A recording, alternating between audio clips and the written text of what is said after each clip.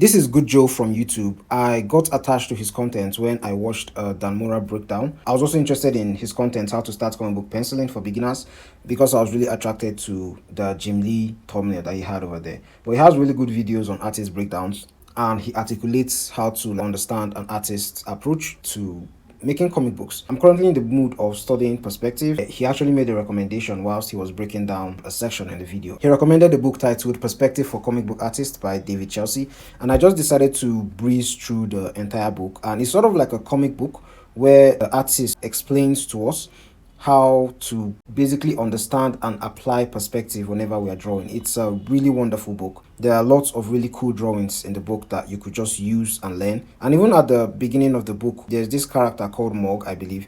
And Mog is having struggles doing actual perspective drawings. He's having struggle with his work. And then he calls this guy over here, which I assume is Chelsea.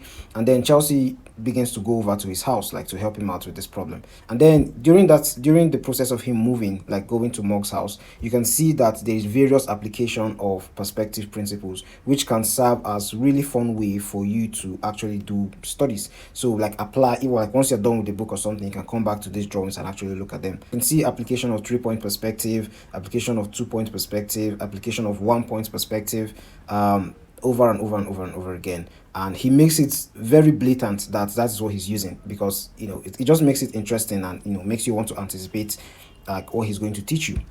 So Mog, he gets over to Mog's house, and these are some of Mog's drawing. It's obvious that Mog is pretty good at figure drawing, but Mog is terrible at perspective, kind of like me. But I think I'm a little bit better than Mog in that department, because I would never draw buildings like this. It's just basically a story of the artist breaking down perspective, and it's a really wonderful book. I've just breezed through the book. I've just scanned through it. I haven't like done any studies yet.